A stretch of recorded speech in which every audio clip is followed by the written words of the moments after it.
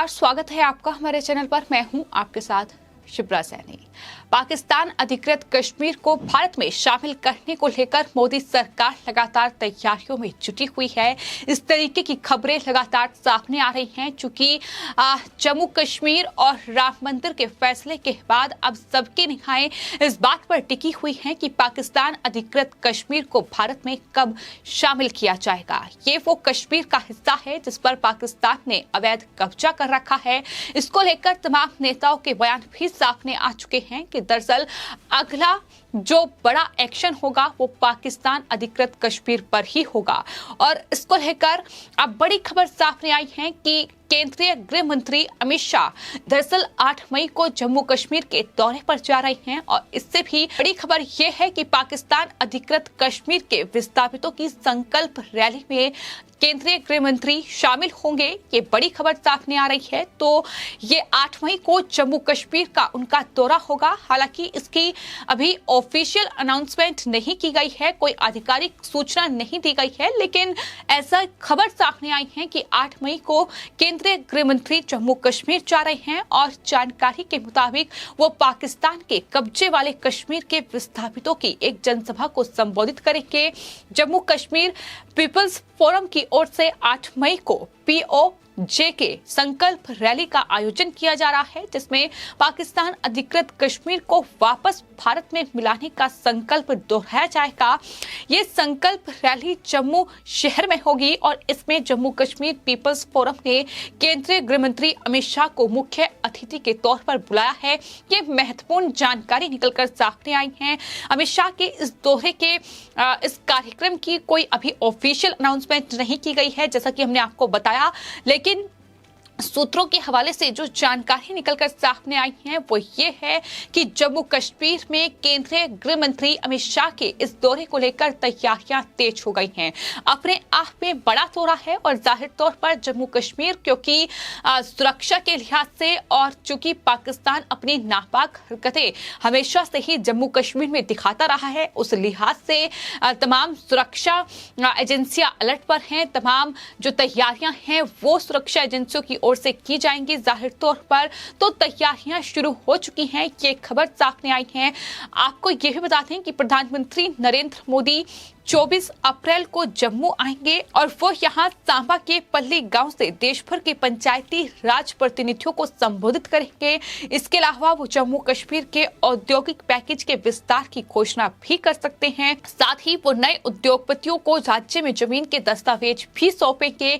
इस तरीके की खबर भी सामने आई है। प्रधानमंत्री के दौरे के लगभग 15 दिन बाद अमित शाह का ये कार्यक्रम जो है जम्मू कश्मीर में होने जा रहा है। तो एक तरफ प्रधानमंत्री नरेंद्र मोदी का 24 अप्रैल को वो जम्मू का दौरा है, जहां वो कई कार्यक्रमों में हिस्सा लेंगे, कई कार्यक्रम को संबोधित करेंगे। अपने आप में ये महत्वपूर्ण दौरा है।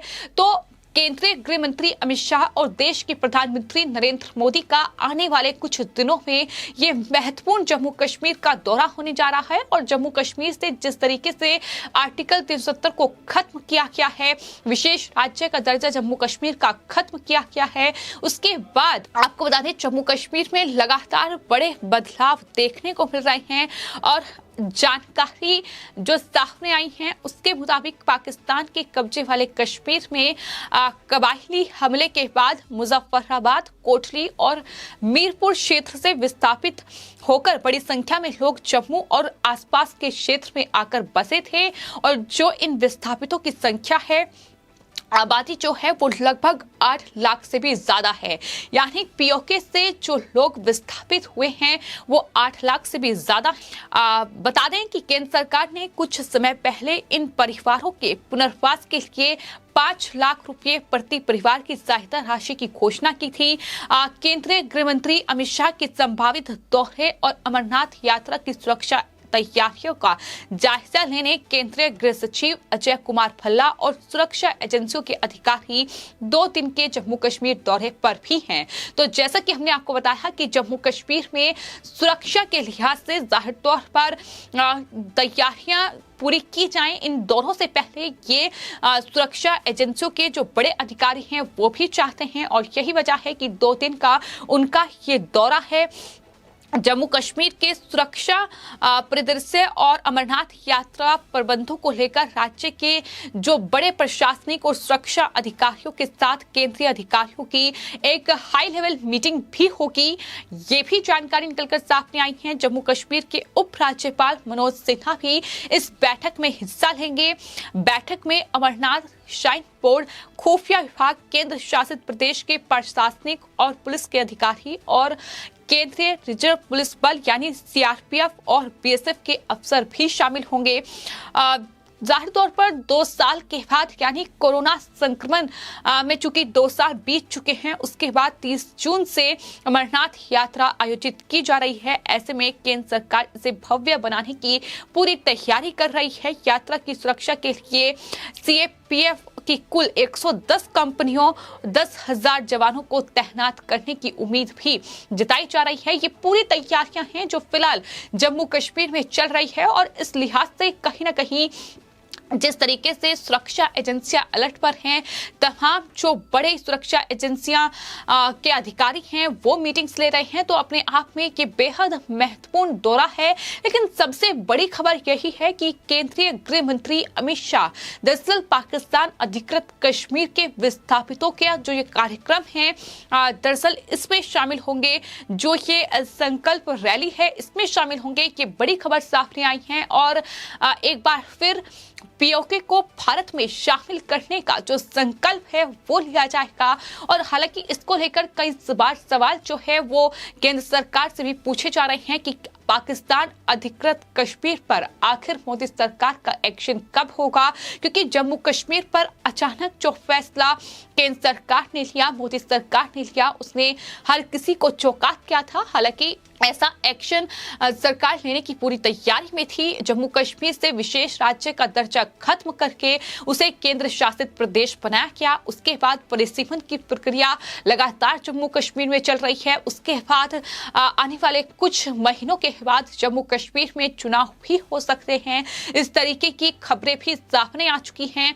तो जम्मू कश्मीर में चुनाव कराने की तैयारियां भी केंद्र सरकार की ओर से लगातार की जा रही है। एक बार अगर परिसीमन प्रक्रिया पूरी हो जाती है तो जाहिर तौर पर उसके बाद जम्मू कश्मीर में चुनाव होंगे, विधानसभा के चुनाव होंगे, जो कि अपने आप में महत्वपूर्ण होंगे। लेकिन बदलाव जम्मू कश्मीर में लगातार देखने को मिल रहा है। एक तरफ आरएसएस प्रमुख मोहन भागवत का आज बड़ा बयान सामने आया है। उन्होंने कहा है कि 15 साल के अंदर एक बार फिर अखंड भारत का सपना पूरा होगा, अखंड भारत होगा। तो ये बड़ा बयान उनकी तरफ से दिया गया है, यानी पाकिस्तान अधिकृत कश्मीर समेत तमाम जो हिंदुस्तान के जो टुकड़े हुए थे वो तमाम जो पार्ट हैं वो हिंदुस्तान में वापस मिलेंगे, चाहे फिर पाकिस्तान हो, चाहे फिर श्रीलंका हो, बलूचिस्तान हो। ये तमाम बड़े दावे उनकी तरफ से किए गए हैं। तो अखंड भारत एक बार फिर बनेगा कि उन्होंने कहा है। लेकिन पीओके कब भारत में शामिल होगा इसकी जो इंतजार है वो हर किसी को है, क्योंकि जम्मू कश्मीर पर सरकार का एक्शन हो चुका है। लेकिन उसके बाद पाकिस्तान अधिकृत कश्मीर पर सरकार कब एक्शन लेगी, ये सबसे बड़ा सवाल फिलहाल बना हुआ है।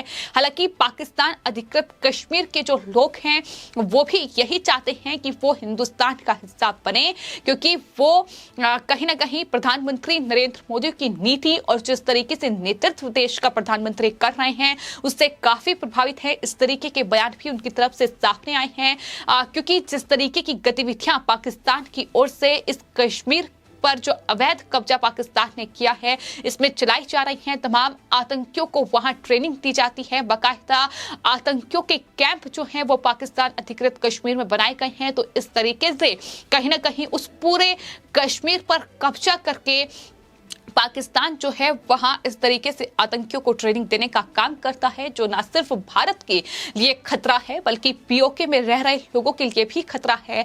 और यही वजह है कि वहां के लोग भी ये चाहते हैं कि पीओके जल्द ही भारत में शामिल हो। हालांकि वो भारत का हिस्सा है जिस पर पाकिस्तान अवैध कब्जा करके बैठा हुआ है। लेकिन ये देखना बड़ी बात होगी कि आखिर पाकिस्तान अधिकृत कश्मीर पर सरकार कब एक्शन लेती है। फिलहाल आपकी इस पूरे मामले पर क्या राय है हमें कमेंट बॉक्स में जरूर लिखें और चैनल को सब्सक्राइब करें। धन्यवाद।